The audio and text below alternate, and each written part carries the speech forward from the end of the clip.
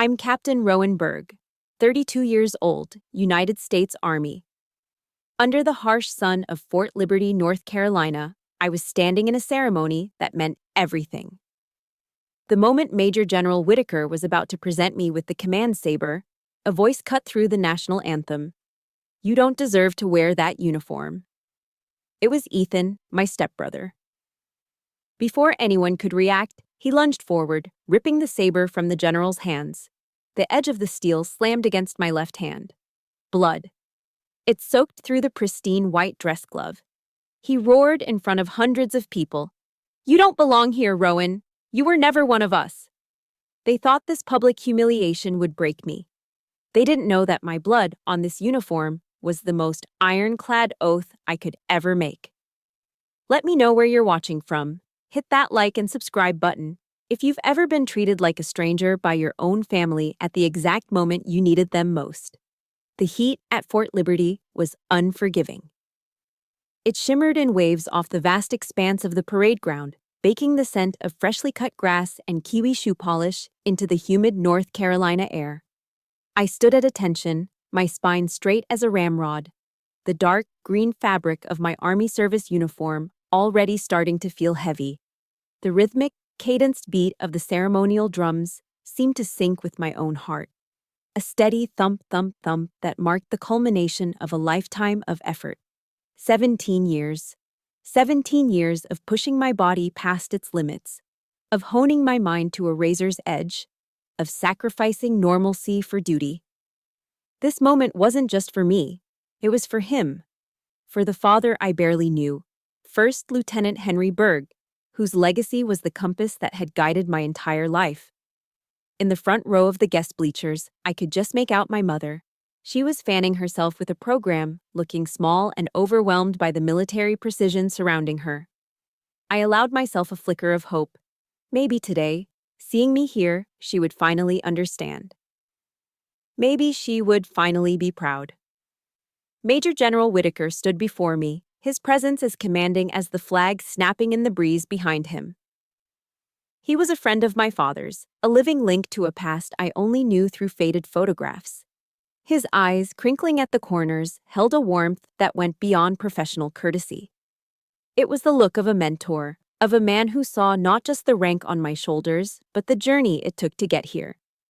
He took the ceremonial officer's saber from its display, its polished steel glinting under the relentless sun. "Captain Berg," he began, his voice deep and resonant, carrying across the silent field. "On behalf of a grateful nation, and in recognition of your exemplary leadership." He was about to place the hilt in my hand. It was the pinnacle, the symbol of everything I had fought for. And then, a blur of motion from the stands. "You don't deserve that." The voice was a shard of glass in the solemn air. It wasn't just the words. It was the venom they were steeped in, an acid I knew all too well. It sliced through 17 years of carefully constructed walls, straight into the heart of the scared, unwanted girl I once was.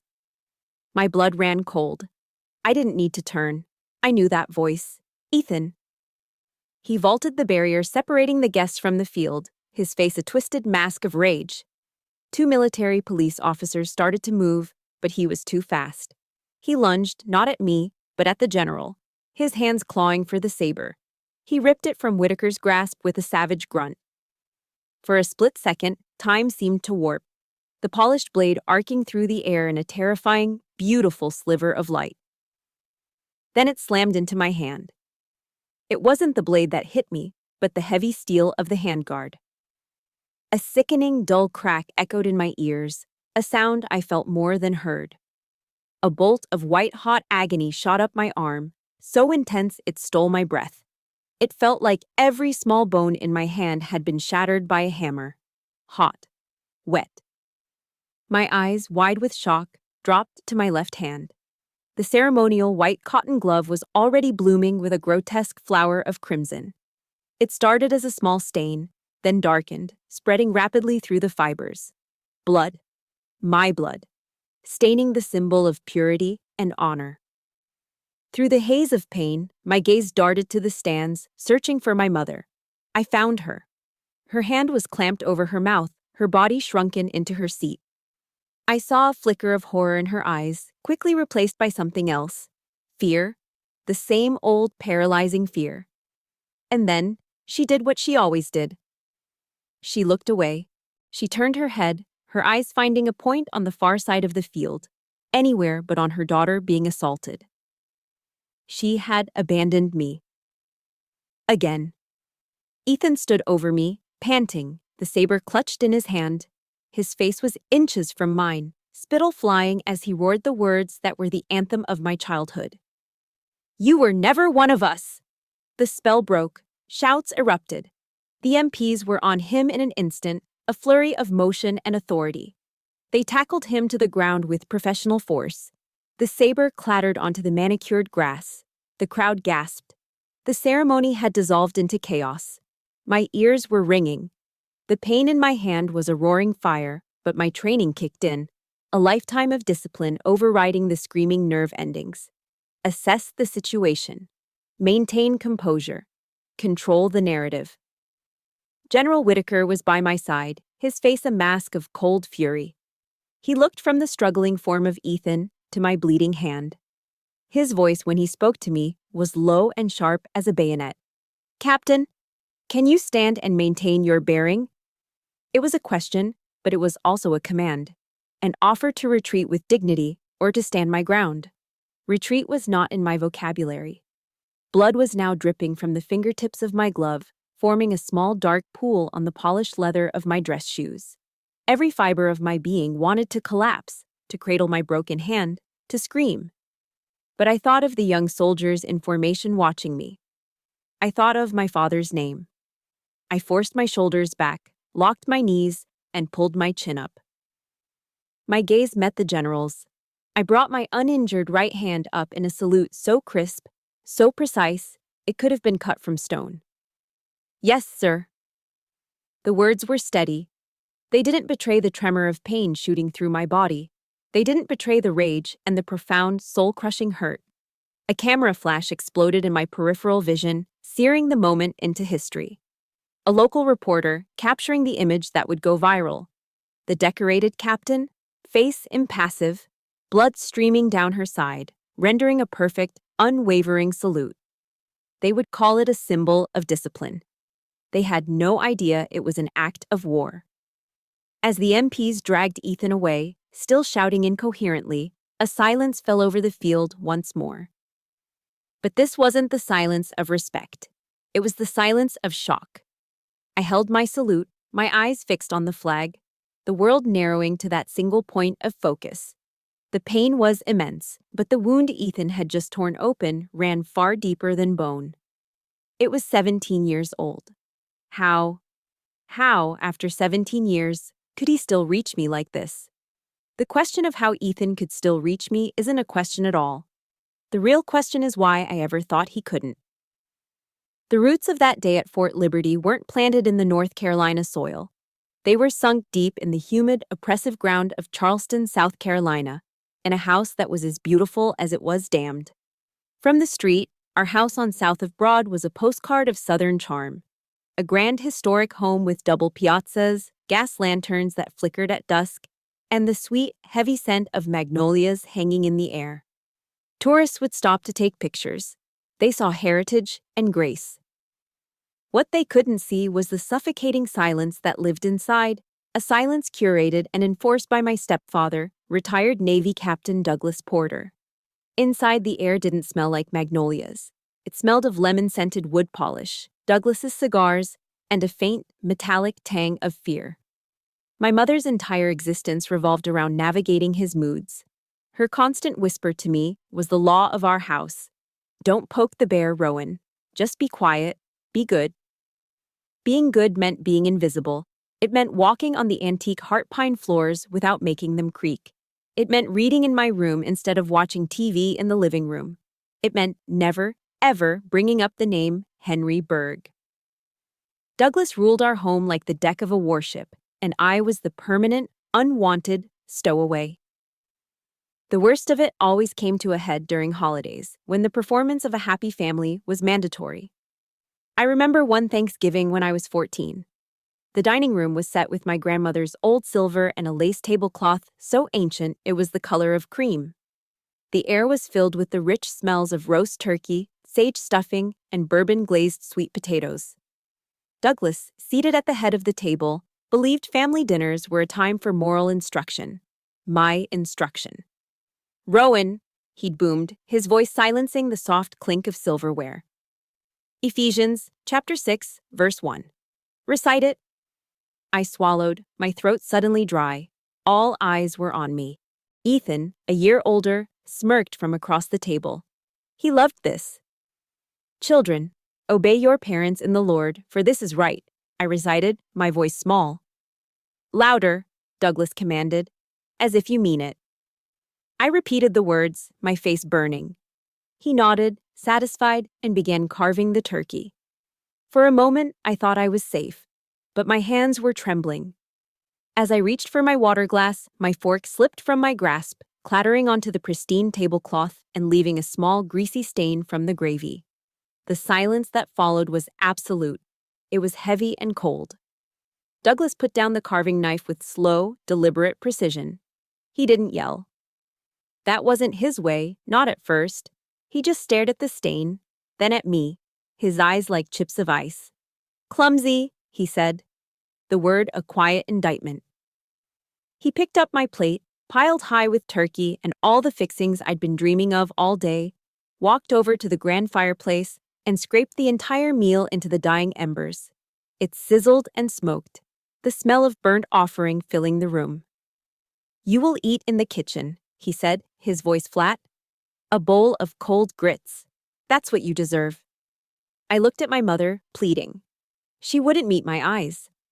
She just stared at her own plate, her hands clenched in her lap. Ethan's smirk had widened into a full-blown grin.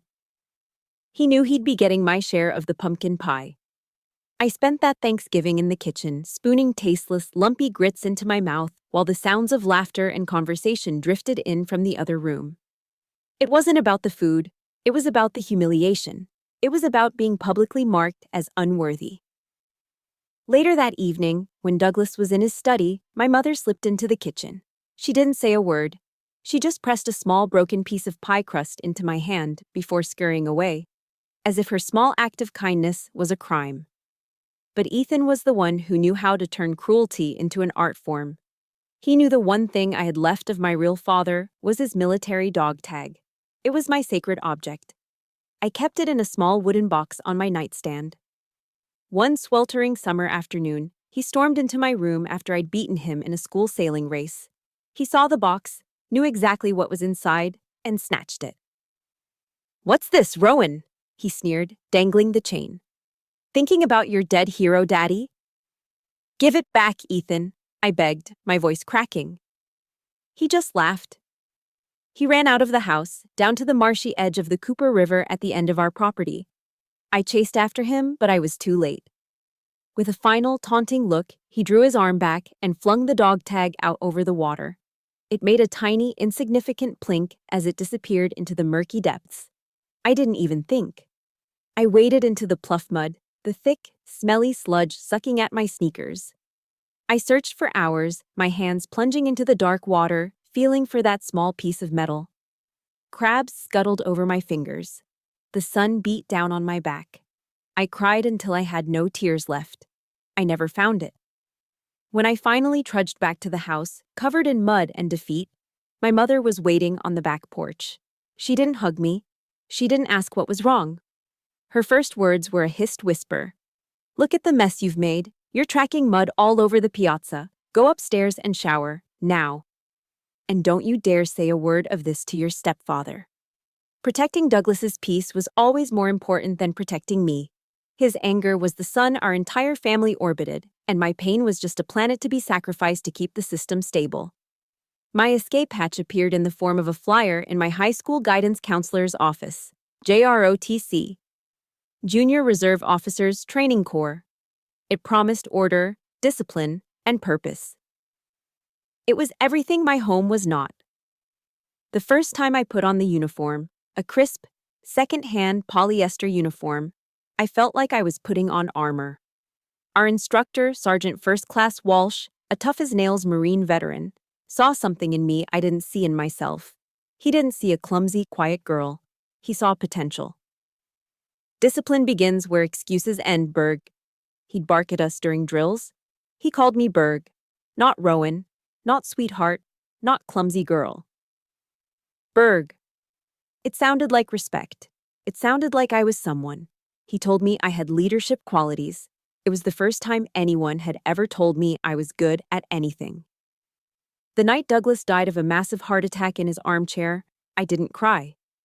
I felt a quiet, profound sense of relief, as if a great weight had been lifted from the house.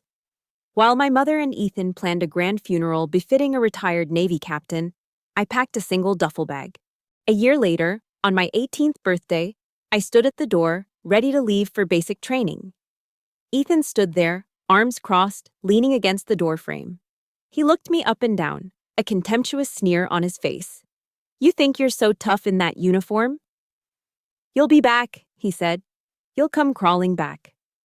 I just looked past him, at the open road beyond our perfectly manicured lawn. The world was waiting. If you've ever had a person in your life who seemed to enjoy your pain, who went out of their way to break you down, please hit the like button for every single person who found a way to stand back up. And in the comments, just type a single word: survivor. Let's see how many of us are out there. As I walked away without a backward glance, his final words followed me down the driveway. Let's see how long it takes the world to break you. Ethan's parting words were meant to be a curse. Let's see how long it takes the world to break you. He thought the world was just a larger version of our house, a place designed to crush anyone who didn't fit. He was wrong. The world didn't break me. It forged me. My forging began at Fort Jackson, South Carolina, just a 2-hour drive from Charleston, but a universe away. The bus ride there was quiet, filled with nervous teenagers trying to look tough. I just stared out the window, watching the Spanish moss and grand old houses of the Low Country give way to pine forests and strip malls. I wasn't nervous. For the first time in my life, I felt like I was heading home. Fort Jackson was hot, humid, and loud. From the moment we stepped off the bus, we were enveloped in a storm of structured chaos. Drill sergeants, with their campaign hats pulled low, descended on us like hawks, their voices rasps of pure authority. They screamed at us to get our bags, to form lines, to stand straighter, to move faster. Everything was a command. Everything had a purpose. And I loved it. The shouting wasn't like Douglas's simmering rage. This wasn't personal. It was professional. The screams were designed to break down our civilian identities, to strip away our egos, and to build us back up as a unit, as soldiers. In the suffocating, toxic silence of my childhood home, I had felt utterly alone. Here, in the middle of constant noise, surrounded by 50 other sweating, scared recruits, I felt safe. I wasn't Rowan Porter, the clumsy girl. I was Private Berg, a blank slate, and my value would be determined by what I did, not by who I was related to. I threw myself into basic training with a ferocity that surprised even myself. While others complained about the pre-dawn runs, the endless push-ups, and the bland food in the mess hall, I welcomed it all. The burn in my muscles was a clean pain, an honest pain. It was a feeling of getting stronger, not weaker. I learned to assemble and disassemble an M16 until I could do it blindfolded. I learned to march in formation, to navigate by the stars, to push my body one more mile when my lungs were screaming for air. I wanted to be the best, not to prove Ethan wrong, but to prove Sergeant Walsh right. But there was a problem. My greatest survival skill at home, my silence, was a liability here. I did everything I was told, perfectly and without question. I was disciplined, focused, and efficient. But I was quiet. I kept to myself, my face an impassive mask I had perfected over years of avoiding Douglas's wrath. My primary drill sergeant, a man named Drill Sergeant Rivas, didn't see discipline. He saw a problem. One afternoon, during rifle qualifications, he pulled me aside. He got right in my face, his breath smelling of stale coffee. "What is wrong with you, Berg?" he barked, his voice low and menacing. "You just stand there, like a robot. No emotion, no fire. You got no soul? You're not scared? You're not anything? His words hit me like a physical blow. No soul. It was what Douglas and Ethan had always implied, that I was empty, that something vital was missing. I had run away from one prison only to find myself in another, judged by a different kind of warden for the exact same crime of being quiet. The carefully constructed armor I'd built began to crack. That night, I hid in a bathroom stall, long after lights out. I sat on the cold tile floor, my knees pulled to my chest, and for the first time since leaving Charleston, I cried. They were silent, choked sobs, the kind I had perfected as a child so as not to wake the bear. I felt a wave of despair wash over me. Maybe Ethan was right. Maybe I was broken. Maybe there was no place in the world for me. The stall door creaked open. I held my breath. It was Private Sarah Jenkins, a tough, wiry girl from rural Alabama whose bunk was next to mine. I'd heard whispers about why she'd joined, something about a father with a heavy hand and a drinking problem. She didn't say anything. She just sat on the floor outside my stall. A moment later, a small, slightly melted Hershey's chocolate bar slid under the door. "Eat it," she whispered. "Sugar helps, and tomorrow we're gonna run so fast, we'll leave Rivas tasting our dust."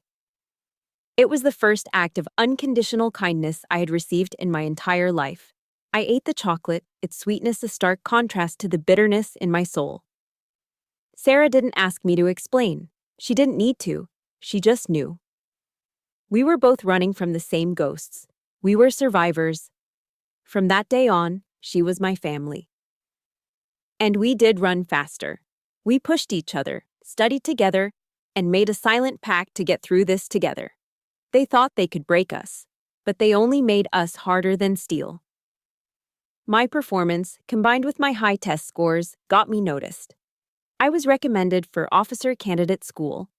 OCS was a different world. Less about breaking you down, and more about building you up as a leader. It was there that I first met Lieutenant Colonel Whitaker. He was the command overseeing the OCS program, a man who carried an aura of quiet authority that made even the drill sergeants stand a little straighter. He knew my father. He'd served with him long ago. He called me into his office one day, a file on his desk with my name on it. I stood at attention in front of his desk, my heart pounding. Rivas's performance review was in that file. I was sure of it. Whitaker motioned for me to sit, a gesture that was so unexpected it felt like a trick. He didn't look at the file. He looked at me. "Drill Sergeant Rivas says you're emotionless, Berg," he began, his voice calm and even. "He says he can't get a read on you." I stared straight ahead, my face a blank canvas. "Yes, sir." He leaned forward slightly, his eyes analytical, but not unkind. "I don't see that. I see focus. I see a woman who has learned to channel every ounce of her energy into the task at hand. Your silence isn't emptiness, candidate, it's strength. Your father, Henry, had that same strength. He was the calmest man I ever knew in a firefight. He said my father's name. He acknowledged my silence not as a flaw, but as a legacy. For the first time, someone had looked past the quiet exterior and seen the steel beneath. It was like he had handed me a compass, a way to finally understand myself. The quiet girl wasn't broken. She was a warrior in waiting. "Don't let anyone turn your strength into a prison," he said, closing the file. "Now get out of here and go lead." I left his office feeling taller, lighter. The invisible weight I had carried for 18 years was finally gone. I graduated from OCS at the top of my class, receiving my commission as a second lieutenant in the United States Army. As I stood on that graduation stage, shaking Whitaker's hand, I didn't think about the house in Charleston. I didn't think about Ethan or Douglas. I was no longer a survivor running from a painful past. I was a leader, marching toward a future I would build myself. I had the rank. I had the career. But 16 years later, a phone call from Charleston would remind me that the past never truly stays buried. For 16 years, the world didn't break me, it made me. I served tours in Iraq and Afghanistan. I earned the respect of my soldiers and the trust of my commanders. I became Captain Rowan Berg, a woman defined by her uniform, her discipline, and her unwavering control. The quiet, broken girl from Charleston was a ghost, a memory locked away in a part of my mind I rarely visited. I thought she was buried for good. Then came the phone call. It was the summer before the ceremony at Fort Liberty. I was stationed in Kuwait, the air a blistering 120 degrees. The call came over a crackling satellite line. It was Ethan. His voice was slick with a practiced, somber tone I didn't recognize. "Mom was sick," he said. "Cancer. It was bad. The doctors weren't giving her much time." "She's asking for you, Rowan," he'd said. The lie was so obvious it was almost insulting, but it didn't matter. It was my mother. I put in for emergency leave the next day. Flying back, I felt a knot of anxiety tighten in my stomach. It wasn't just worry for my mother, it was the dread of returning to that house. As the plane descended into Charleston, I saw the familiar steeple-dotted skyline and the shimmering waters of the harbor. It was a beautiful city, a city tourists flocked to. To me, it was a beautiful cage. The house on South of Broad looked exactly the same, perfectly preserved in its southern grandeur. But the moment I stepped inside, I knew something was fundamentally wrong. The oppressive silence I remembered from Douglas's reign was still there, but it was different now. It was colder, more clinical. Then I saw them. Small, discreet security cameras mounted in the corners of every room. In the living room, the hallway, even pointing towards the kitchen. Ethan greeted me at the door, wrapping me in a hug that felt like a cage of snakes. He had grown heavier, softer, but his eyes held the same resentful glint. "Rowan, so glad you could make it," he said, his voice dripping with false sincerity. "Mom's resting in her room." I found her in the master bedroom, the same room she had once shared with Douglas. She was swimming in a sea of pillows, looking frail and impossibly small. The vibrant woman I remembered was gone, replaced by a pale, hollowed-out version of herself. Her eyes, once bright blue, were dull and clouded. "Mom?" I said softly. Her eyes fluttered open, and for a moment, a spark of recognition. "Rowan!" she breathed. Ethan bustled in behind me, carrying a glass filled with a thick, greenish liquid. "Here you go, Mom," he said cheerfully. "Time for your special health juice." He held the straw to her lips, and she drank obediently, her eyes never leaving my face. I watched the transaction with a growing sense of alarm. The health juice, the cameras, the vacant look in her eyes. It felt less like care and more like control. He was treating her like a prisoner, not a patient. "She has good days and bad days," Ethan said, patting my shoulder. "I'm managing her finances, her medications. It's a full-time job. But what are sons for, right?" The next day, I found a moment when Ethan was out running errands. I sat on the edge of my mother's bed. I needed to talk to her, alone. "Mom, are you okay?" I asked, my voice low. Is he taking good care of you?" She looked towards the door, her body tense. She leaned closer and whispered, her breath papery and thin. "Ethan is a good boy. He takes such good care of me." But her eyes screamed a different story. They were wide with a familiar terror, the same terror she'd had when Douglas was alive. She was a hostage, and she was begging me to understand without saying the words. That was all I needed. I was Captain Rowanberg. I solved problems. I took action. I went downstairs, walked out onto the piazza, and called the Charleston Police Department. I explained the situation calmly and professionally. I was an active-duty Army captain, and I had reason to believe my terminally ill mother was being isolated and possibly over-medicated by my stepbrother. 2 officers arrived 20 minutes later. They were polite, professional, their faces impassive. I explained my concerns again, pointing out the cameras, the strange juice, my mother's fearful demeanor. They listened patiently. Then, Ethan came home. The transformation was instantaneous. He saw the police cruiser and burst into tears. He played the part of the devoted, heartbroken son perfectly. He sobbed about how he had given up his life to care for his dying mother, how difficult it was, how his estranged stepsister had shown up out of the blue and was causing all this stress. The officers went inside to speak with my mother. Ethan and I waited on the porch. He wouldn't look at me, but a smug, triumphant smile played on his lips. I knew what was happening. I knew what she would do. She would choose the bear. One of the officers came back out, his face set with a look of finality. "Ma'am," he said, addressing me, "your mother has assured us she is perfectly fine and that Mr. Porter is providing excellent care. In fact," she said you've been under a lot of stress from your military service and that you're harassing her. She has asked us to escort you from the property." The words hung in the humid air. I was being thrown out of my own mother's house, by the police, at her request. "I'm a captain in the United States Army," I said, my voice dangerously quiet. "I have a security clearance. I am not unstable." The officer's eyes were sympathetic, but his hands were tied. "I'm sorry, Captain Berg. With all due respect, this is a family matter. We can't intervene unless she tells us she's in danger." They escorted me to my rental car. I, who had commanded troops in a war zone, was treated like a common trespasser. The system I had sworn an oath to defend was utterly powerless to stop this kind of quiet, insidious evil. My mother passed away 3 days later. At the funeral, Ethan was the star. Accepting condolences with a tear-streaked face, I stood in the back, invisible. After the service, while sorting through some of her personal effects at the house, I found it. Tucked inside her old jewelry box was a yellowed newspaper clipping. The obituary for my father, First Lieutenant Henry Berg, from a military newspaper dated nearly 30 years ago. And there, underlined in a faint, shaky pen, was a single line from the list of survivors. "He is survived by his daughter, Rowan." She had remembered. Through all the years of silence, fear, and submission, she had held on to that one small piece of me, of him. She had remembered. I took the clipping and walked out of that house for the last time.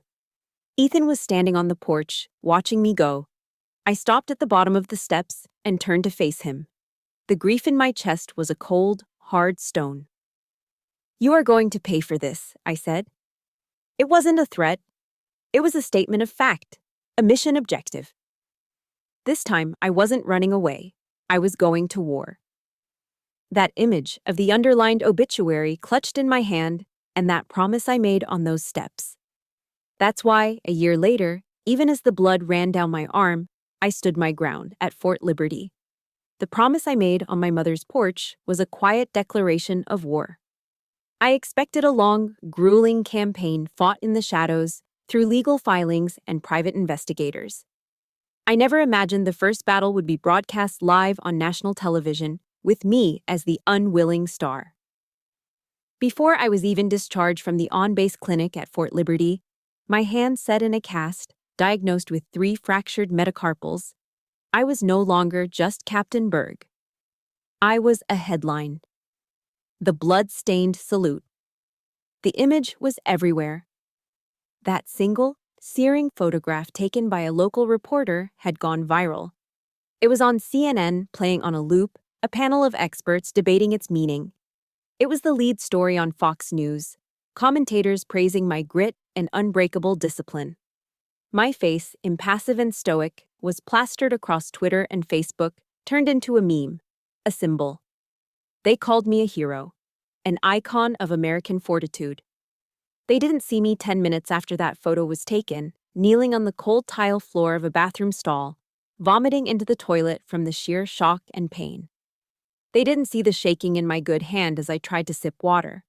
They saw a symbol, a 2-dimensional figure they could project their own beliefs onto. They didn't see the woman whose deepest, most private wound had just been ripped open for the world to see. The Army, true to form, moved quickly to control the narrative. The Pentagon's Public Affairs Office released a statement within hours. It was a masterpiece of military precision, commending my extraordinary composure under duress and stating that Captain Berg's actions exemplify the highest standards of discipline and honor within the United States Army. They confirmed that a civilian, Ethan Porter, had been detained and was facing charges. They omitted our relationship. It was clean. It was professional. It protected the institution.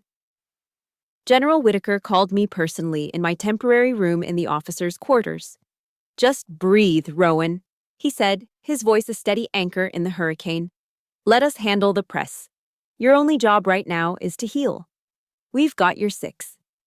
I was grateful for his protection, but it couldn't shield me from the fallout. My private war had become public property, and everyone wanted a piece of it.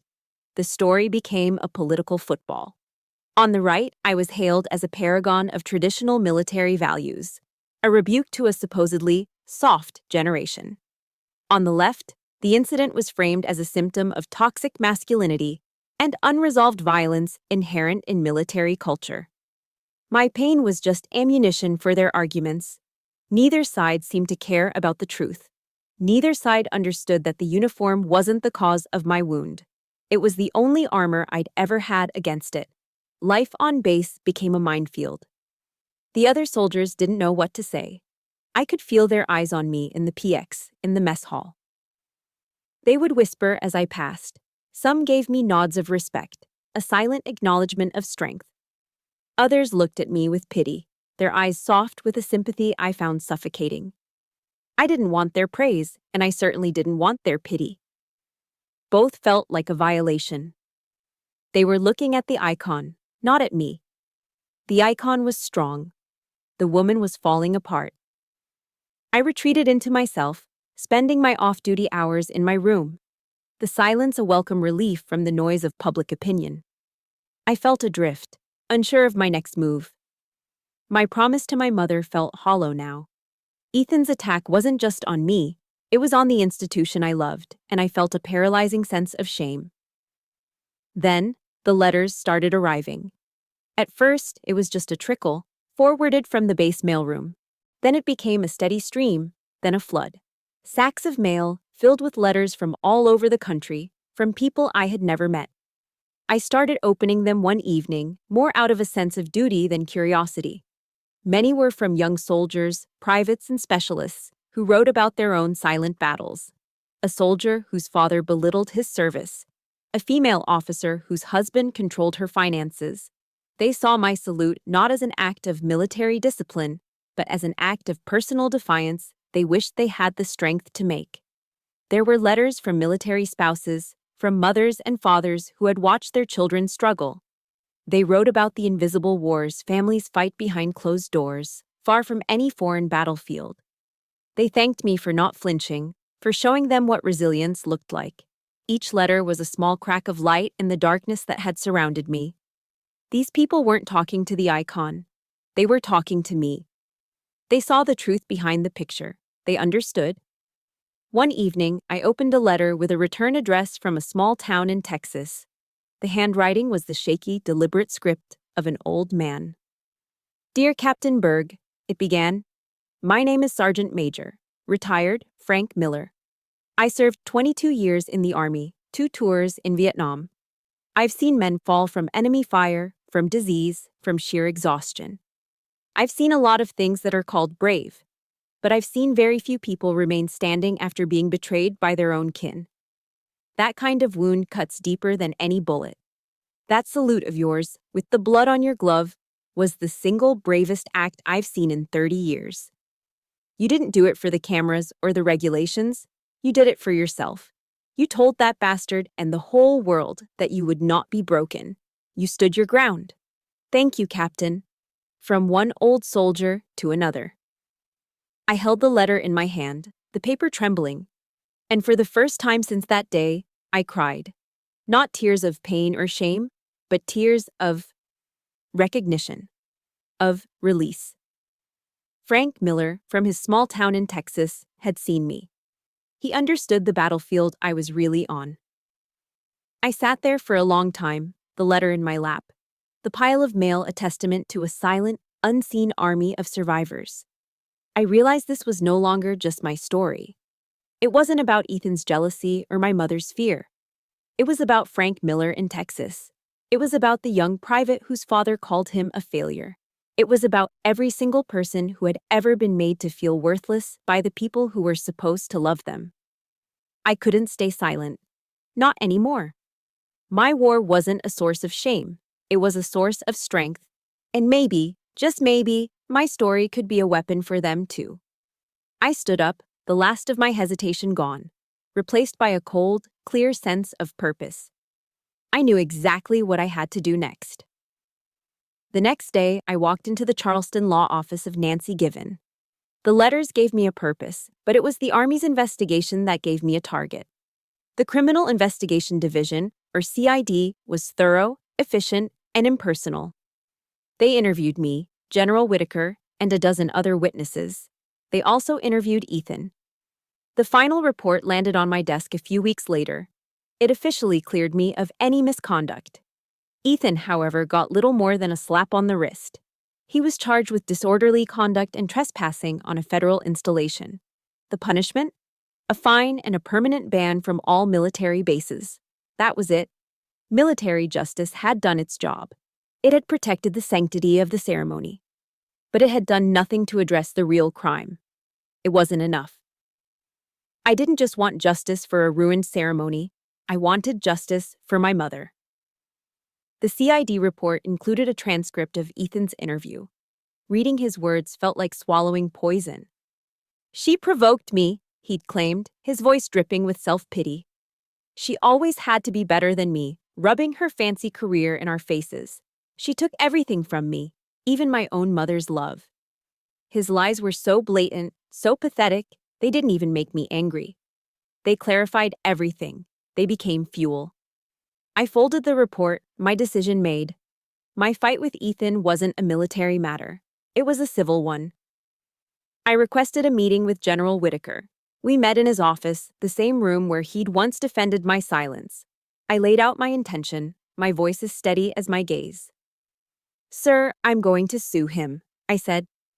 "For fraud, for breach of fiduciary duty, for every dollar he stole from my mother." He listened without interruption, his hands steepled on his desk. When I finished, he didn't try to talk me out of it. He didn't warn me about the potential mess or the impact on my career. He just nodded slowly, a grim look of approval in his eyes. "Good," he said, his voice a low rumble. "Ethan is a creature of the dark. He's used to manipulating people in the shadows where no one is watching. We won't fight him there." He leaned forward, his gaze intense. "We will attack in daylight. We will drag his actions out into the public record, piece by piece, and let the truth be our weapon." Attack in daylight. The phrase became my mission statement. It was a strategy I understood. It was a language I spoke. Finding the right weapon was the next step. I needed a civilian lawyer, someone who understood the murky battleground of family law and financial exploitation. My research led me to one name, in Charleston: Nancy Given.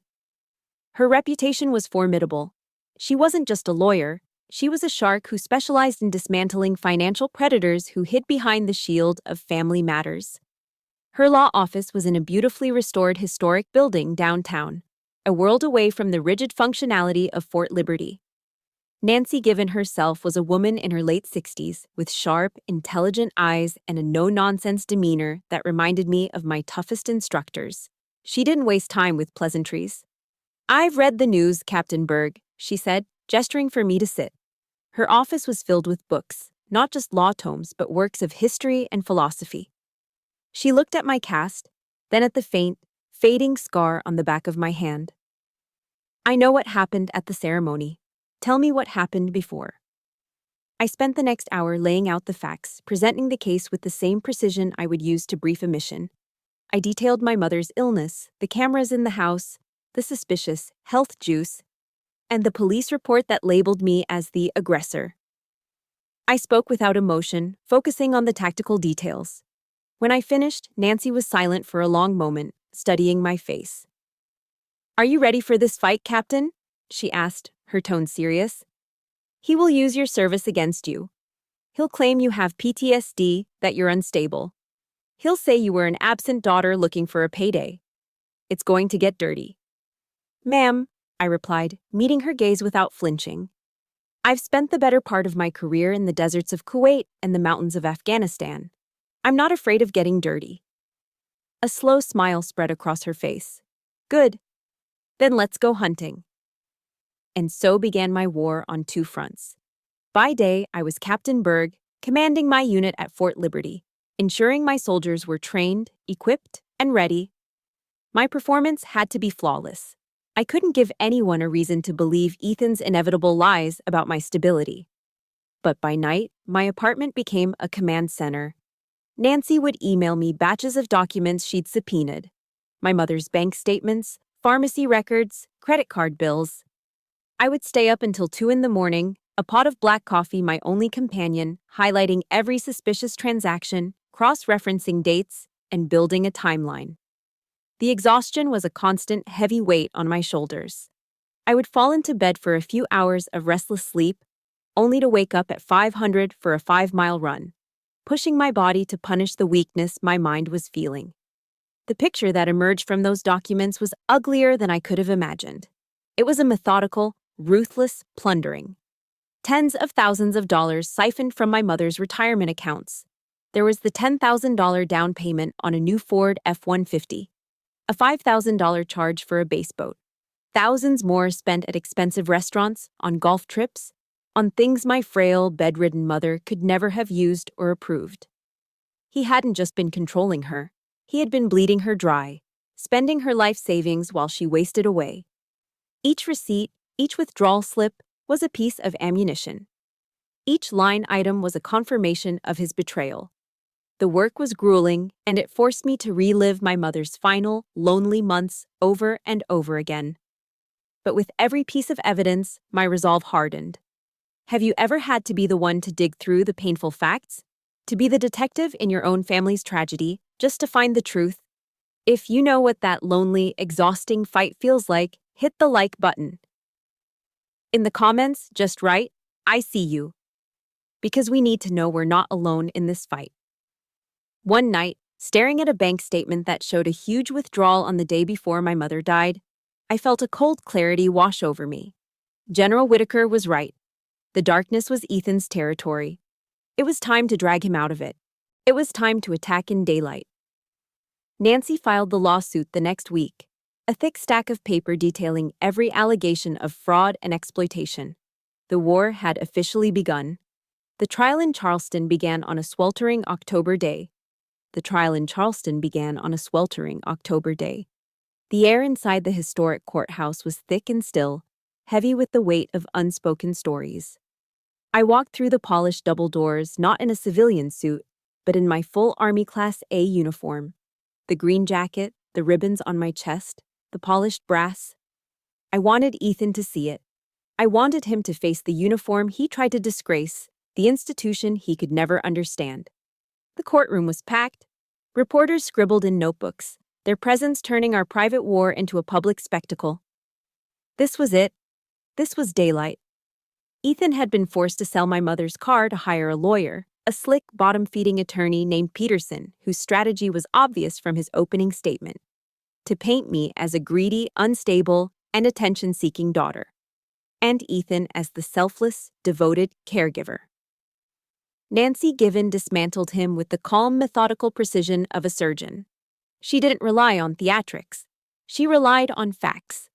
She presented the evidence we had spent months compiling, projecting it onto a large screen for the jury to see. Bank statements with Ethan's signature on withdrawal slips for thousands of dollars. Credit card bills showing lavish spending on things a dying woman would never buy. Pharmacy records detailing prescriptions for sedatives that seemed to increase whenever large sums of money were moved. Then she played the audio from the security cameras, the audio Ethan didn't know existed. The jury heard him not as a loving son, but as a tyrant, his voice sharp and cruel as he berated my mother for being too slow, for spilling a glass of water, for asking a question. The courtroom was dead silent, the only sound Ethan's recorded voice echoing through the chamber. Then, Nancy called me to the stand. I walked to the witness box, my footsteps echoing in the silence. I sat down, adjusted the microphone, and looked directly at the jury. A panel of ordinary Charleston citizens. I didn't look at Ethan. Nancy's questioning was direct. "Captain Berg, please turn your attention to the document on the screen. It's a bank withdrawal slip dated May 14th. Do you recognize it?" "Yes, I do." My voice was clear and steady. No emotion, just facts. "Can you tell the jury what it shows?" It shows a cash withdrawal of $10,000 from my mother's primary checking account, I stated. It was used as a down payment for a 20-foot bass boat. For an hour, we went through it all. Every transaction, every lie. I wasn't the victim on the stand. I wasn't the abandoned daughter. I was a credible witness, a United States Army captain presenting an after-action report on a campaign of theft and deception. My silence, the very thing I'd been punished for my entire life, had become my greatest weapon. It gave my testimony an undeniable weight, an authority that Ethan's blustering denials couldn't touch. Peterson, Ethan's lawyer, tried his best on cross-examination. He brought up my service, twisting it into a weapon just as Nancy predicted. "Captain, isn't it true you've served in active combat zones?" he asked, his voice oozing with false concern. "Yes, that's correct." "And these experiences, they can be very stressful, can't they? Leading to conditions like PTSD. "Combat is stressful," I replied calmly. "That is why the Army trains us to be resilient, to be clear-headed under pressure." He couldn't rattle me. My answers were short, precise, and devoid of the emotional outburst he was hoping to provoke. He was losing, and he knew it. But Nancy had saved her masterstroke for last. The plaintiff calls Major General Whitaker to the stand. A ripple of murmurs went through the courtroom. The bailiff called the name, and the doors at the back of the room opened. General Whitaker walked in, dressed in his own immaculate Class A uniform. The array of ribbons on his chest was a testament to a lifetime of service and honor, his 2 stars glinting on his shoulders. He walked with an air of absolute command, and as he passed the jury box, every single person in that room, judge, jury, and reporters, sat up a little straighter. His presence filled the space, a physical manifestation of integrity. Peterson, looking visibly shaken, tried to object, but was overruled. Nancy got straight to the point. "General, you've known Captain Berg for many years?" "I have," Whitaker confirmed, his voice calm and powerful. "And I knew her father before her. The Bergs are a family of honor." Peterson got his chance to cross-examine. It was a fatal mistake. "General," he began, trying to sound bold, "you've heard the defense's position that Captain Berg's combat experience may have left her unstable?" General Whitaker looked at Peterson, then he turned his gaze to the jury. He didn't raise his voice. He didn't need to. "Sir," he said, his voice cutting through the silence. "What you call instability, I call extraordinary composure. What you call emotionless, I call focus. I have commanded thousands of soldiers in my career. Captain Berg is one of the finest officers I have ever had the privilege to serve with. She is the living embodiment of honor, integrity, and selfless service. Concepts that your client, Mr. Porter, a man who would steal from his own dying mother, could never possibly comprehend." He paused, letting the words land. "He is a coward. She is a soldier." It was over. Peterson sat down, defeated. The judge called for a recess. As they led the jury out, I saw Ethan's face. It was pale, sweaty, and his bravado was gone, replaced by the panicked look of a cornered rat. He fired his lawyer right there in the courtroom, shouting that he would represent himself. That was his final, self-destructive act. When the trial resumed, Ethan stood before the jury, his voice cracking, his hands shaking.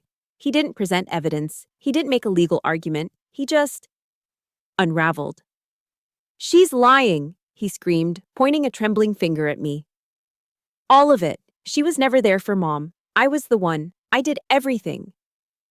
His voice rose to a hysterical pitch.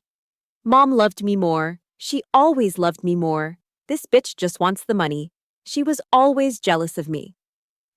He had just confessed. In front of the judge, the jury, and a room full of reporters, he had confessed the motive behind every action, his pathetic, all-consuming jealousy. The jury was out for exactly 45 minutes. When they filed back in, their faces were grim and resolute. The foreman handed the verdict to the bailiff. The judge read it aloud, his voice devoid of emotion. "On the charge of fraud, we the jury find the defendant guilty. On the charge of exploitation of a vulnerable adult, we find the defendant Guilty. Guilty on all counts. Ethan just stood there, his mouth hanging open, as two sheriff's deputies moved to stand behind him. He looked at me, his eyes wide with disbelief, as if he still couldn't understand how this had happened. I met his gaze, my face a mask of stone. The click of the handcuffs was the loudest sound in the silent room. I had won. The war was over. So why didn't I feel victorious? The click of the handcuffs should have been the sound of victory. It should have been the final note in a long, discordant symphony of injustice. The reporters rushed out of the courtroom to file their stories. Nancy gave my shoulder a firm, congratulatory squeeze, and the world saw a simple headline: Daughter gets justice for mother. It was a clean, satisfying ending. But as I stood there, watching the deputies lead Ethan away, I didn't feel the triumphant release I had expected. There was no surge of joy, no sense of peace. There was only a vast, echoing silence. The silence of a battlefield after the fighting is over. The war that had defined my entire existence, the singular mission that had driven me for decades, first to escape, then to overcome, then to conquer, was finished. And in its place, there was nothing. The Army, in its infinite wisdom, knew I needed a change of scenery. General Whitaker called it a cool-down assignment. I was transferred from the high operational tempo of Fort Liberty to a quiet, administrative desk job at a logistics command in Richmond, Virginia. My new role was to analyze supply chain efficiencies. It was important work, I was told. It felt like being put in a closet. Richmond was a city steeped in history, a place of brick-lined streets, stately monuments, and the slow, meandering James River. It was beautiful. It was peaceful. And its peace terrified me. For my entire life, I had thrived in conflict. The quiet tyranny of my childhood home had been replaced by the structured chaos of the Army. I knew how to operate in a war zone, both external and internal. I did not know how to operate in peacetime. The silence of my small apartment in Richmond was more deafening than the roar of a drill sergeant at Fort Jackson. Every morning, I would wake up at 0500, a habit ingrained in me, and go for a run along the riverbank. I'd watch the sun rise over the water, painting the sky in soft shades of orange and pink. It was serene, and it felt completely alien. I was a soldier without a war, a weapon without a target. I had spent my life building armor, and now there were no incoming rounds. The sheer weight of the armor itself was crushing me.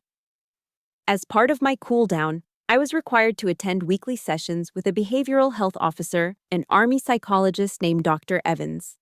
She was a kind, patient woman with intelligent eyes that seemed to see more than I was willing to show. For weeks, we talked about the trial, about Ethan, about my mother. I recounted the events with the same dispassionate clarity I'd used on the witness stand. I was a good soldier, following procedure. Then one day, she shifted her line of questioning. She put down her pen, leaned forward, and asked me a simple question that completely disarmed me. "Rowan," she said gently, "you've spent your life being a survivor and then a soldier. But take those two labels away. If you are not a survivor and you are not a soldier, who are you?" The question hung in the air. I opened my mouth to answer, and nothing came out. For the first time in my adult life, I had no answer. Who was I? My entire identity had been forged in the crucible of resistance. I was the girl who endured Douglas. I was the recruit who survived basic training. I was the officer who fought for her mother. My sense of self was built on the foundation of what I was fighting against. With Ethan in prison and the war over, the foundation had crumbled. I was lost. I'd been trained to be invulnerable, to build walls so high and so thick that nothing could penetrate them. Now, in the quiet safety of this therapist's office, I realized I had to learn how to do the opposite. I had to learn how to be vulnerable. I had to learn how to feel the wounds I had never allowed myself to acknowledge. That weekend, General Whitaker drove up from North Carolina to check on me. We sat on the small balcony of my apartment, watching the evening settle over the city. He'd brought a bottle of Blanton's, a good Kentucky bourbon. He poured 2 glasses, the amber liquid catching the last rays of sunlight. We sat in comfortable silence for a while, the way old soldiers can. He didn't ask me about therapy. He didn't ask me how I was adjusting. He knew. It feels empty, doesn't it? He said finally, swirling the bourbon in his glass.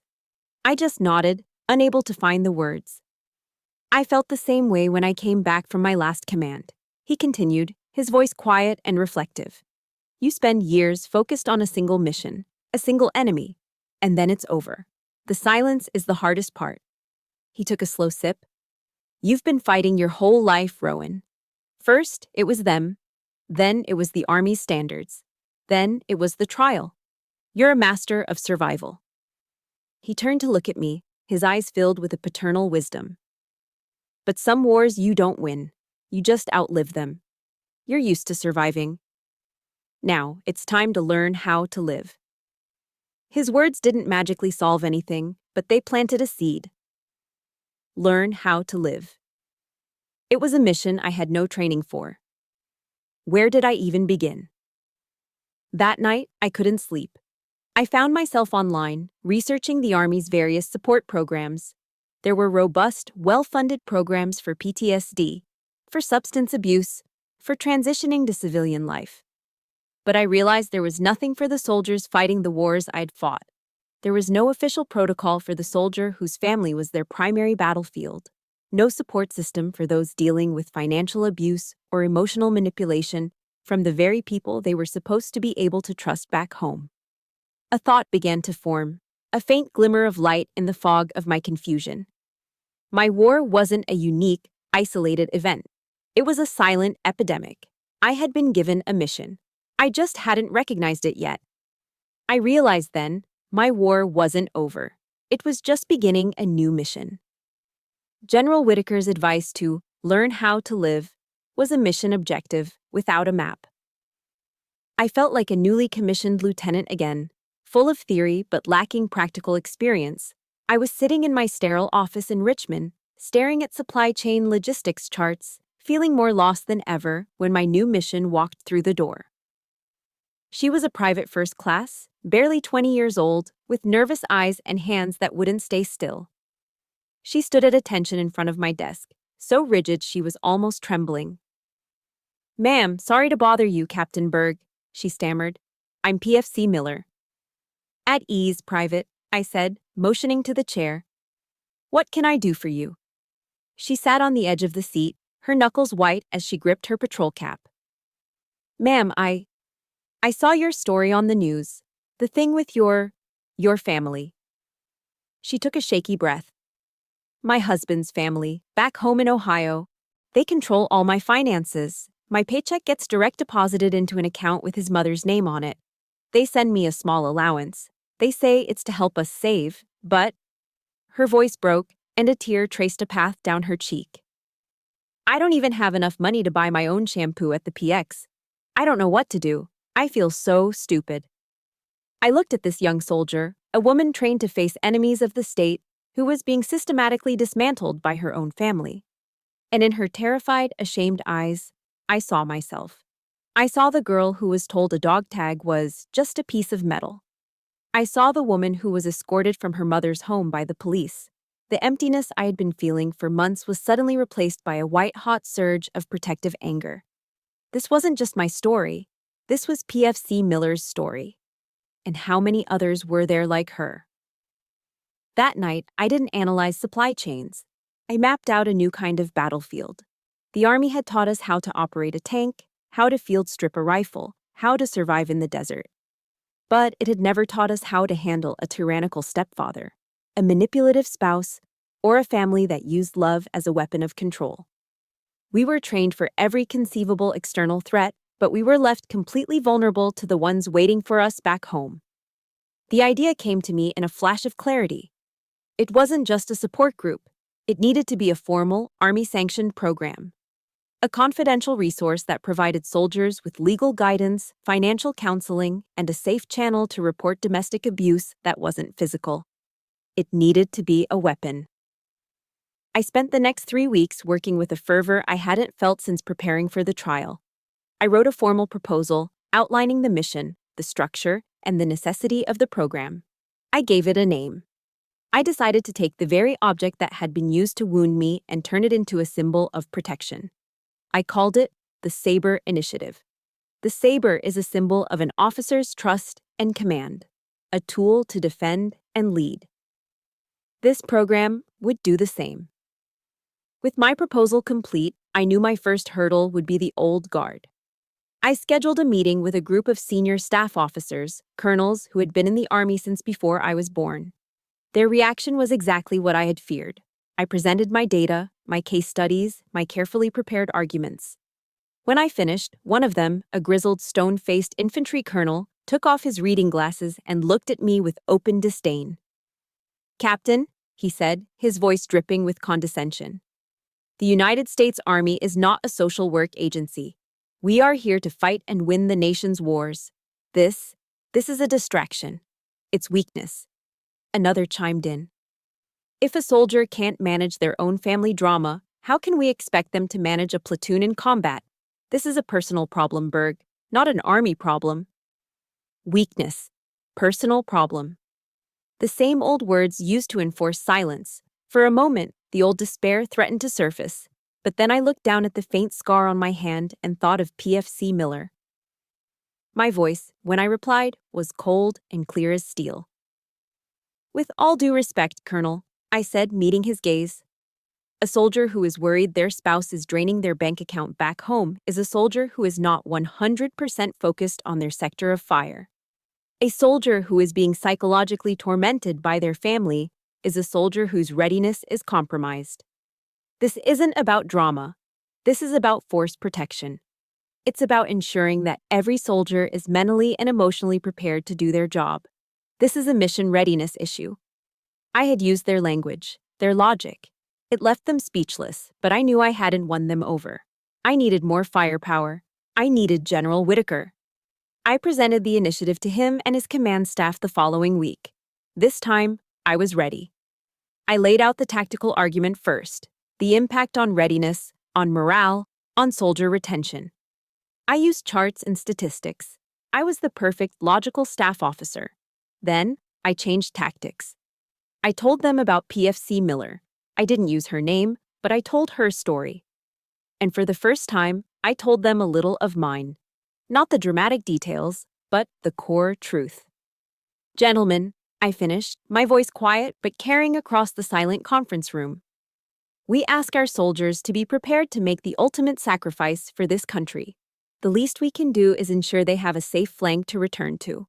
We need to protect them from the enemies they can't see, the ones they never trained to fight." The room was silent. The colonels who had dismissed me before were now staring at the table, unable to meet my eyes. General Whitaker, who had listened intently without a word, finally spoke. He looked around the room, his gaze resting on each officer. "She's right," he said simply. He stood up, a clear sign the meeting was over. "The Saber initiative is approved. Draw up the implementation plan, Captain. I want it on my desk by Friday." He walked over to me as the other officers filed out. "That took courage, Rowan," he said quietly. "No, sir," I replied, a small smile touching my lips for the first time in what felt like forever. That was just learning how to live. The work was just beginning. There were policies to write, resources to gather, and a culture to change. But as I sat at my desk that night, finalizing the presentation slides for the program's official rollout, I knew exactly where the new mission would begin. 1 year later, I returned to the parade ground at Fort Liberty. The North Carolina sun felt different this time, warm and life-giving, not harsh and oppressive.